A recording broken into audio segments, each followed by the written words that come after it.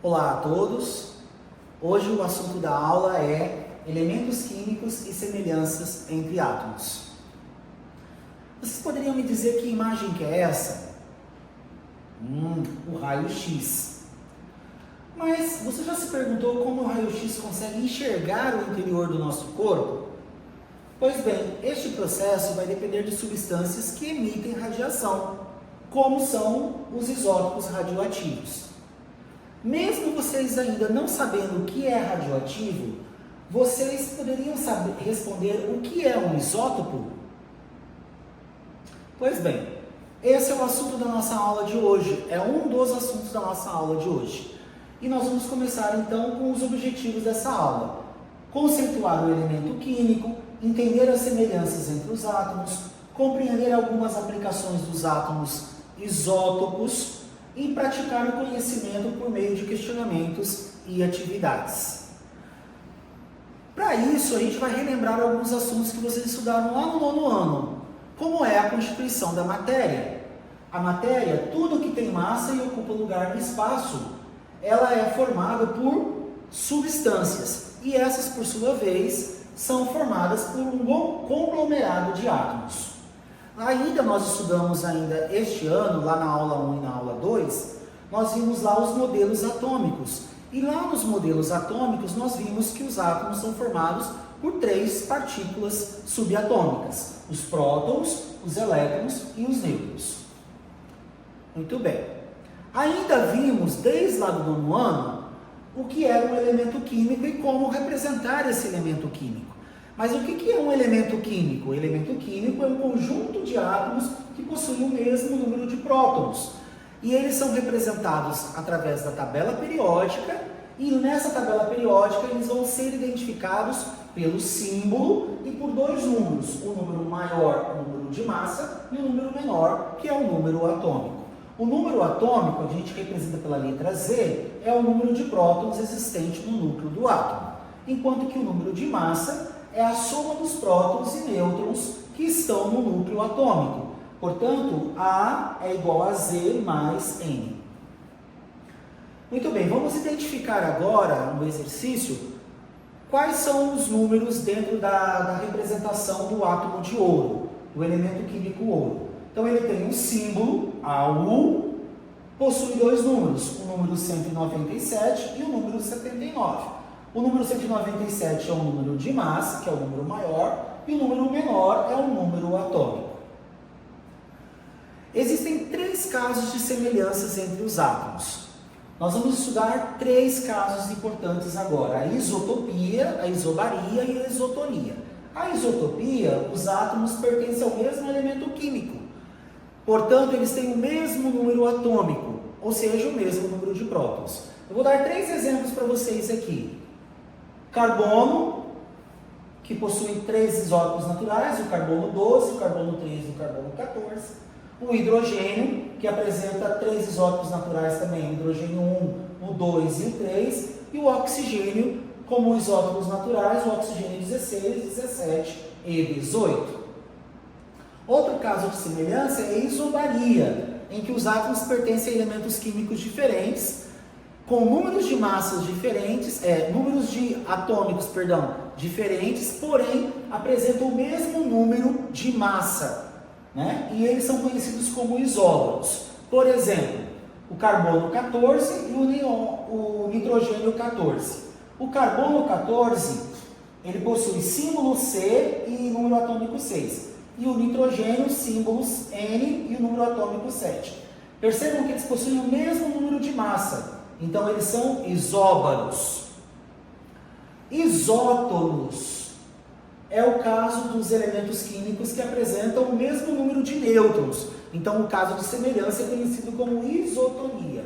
É o caso, por exemplo, do flúor e do neônio. O flúor, observem que tanto o flúor quanto o neônio têm símbolos diferentes, números de massas diferentes e números atômicos diferentes. Porém, eles possuem o mesmo número de nêutrons. Se eu subtrair 19 de 9 dá 10, e no caso do neônio 20 de 10 dá 10 também. Então, eles possuem o mesmo número de nêutrons.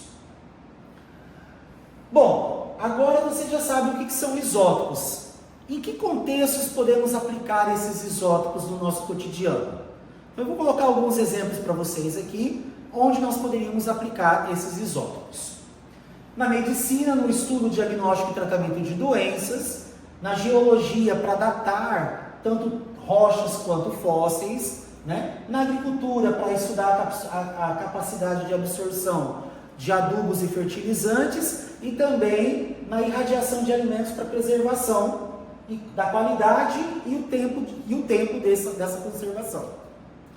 Podemos aplicar ainda na indústria, na esterilização de materiais médicos e odontológicos.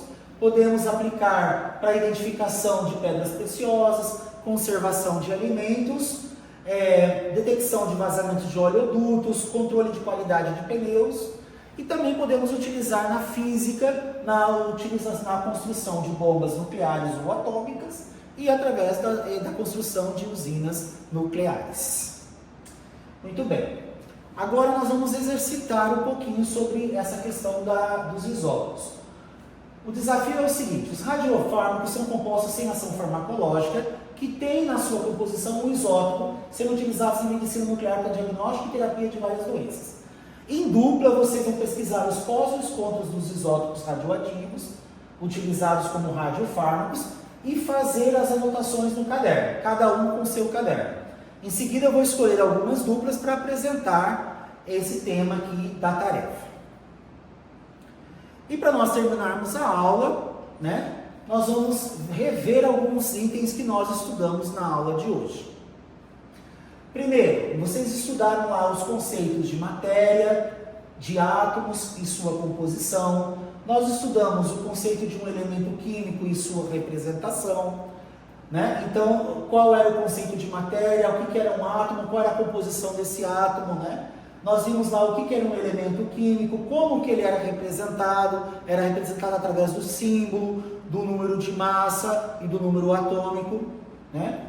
Nós aprendemos a conceituar os tipos de semelhanças, o que era isotopia, o que era isobaria, o que é isotonia, né? No caso da isotopia, nós vimos que os átomos possuem o mesmo número de prótons, portanto eles pertencem ao mesmo elemento químico. Vimos na isobaria que eles pertencem a elementos químicos diferentes, portanto eles possuem número de massas semelhantes, mas números atômicos diferentes, né? E vimos o caso da isotonia, onde os elementos químicos são diferentes, e nesse caso eles não têm nada semelhante, nem da massa, nem no número atômico e nem no símbolo. Eles possuem simplesmente a semelhança no número de nêutrons. Para isso vocês viram que nós tínhamos que calcular a quantidade de nêutrons de cada átomo primeiramente, para depois poder fazer o caso de semelhança, né? Então é o caso dos isótopos. Vimos também como identificar, vocês identificaram lá as aplicações dos isótopos, principalmente os radioativos, lá na medicina, na geologia, na física, na indústria, né? Alguns casos em particular, e nós também estudamos a questão do praticamos o conhecimento dos radiofármacos. Muito bem. Lá na primeira pergunta, agora, a gente vai voltar lá na primeira pergunta para verificar o que vocês estudaram ali. Então a pergunta era: você já se perguntou como que o raio-x consegue enxergar o interior do nosso corpo? Pois bem, esses isótopos, né, que emitem radiação, eles são chamados de isótopos radioativos, tá? E eles podem ser utilizados pela medicina lá na produção dos radiofármacos, que vão ser utilizados para finalidades de tratamento ou detecção de alguma doença, tá? Então nós podemos estar utilizando esses radiofármacos. Por isso a importância de nós podermos estar utilizando esses isótopos conhecidos como radioativos. O termo radioativo nós vamos ver nas próximas aulas aí para compreender melhor esse conceito de radioativo, tá? Então nas próximas aulas a gente vai ver esse conceito para aplicar melhor, mas por isso que foi importante na aula de hoje vocês entenderem o que era isótopo, esse caso de semelhança. Tudo certo? Então agora nós vamos esperar, eu vou esperar que vocês terminem a atividade dos prós e dos contras dos radiofármacos e depois nós vamos trabalhar apresentando esses prós e contras e podemos fazer um debate sobre esse tema aí. Ok, gente? Muito obrigado pela aula de hoje e até a nossa próxima aula. Agora foi.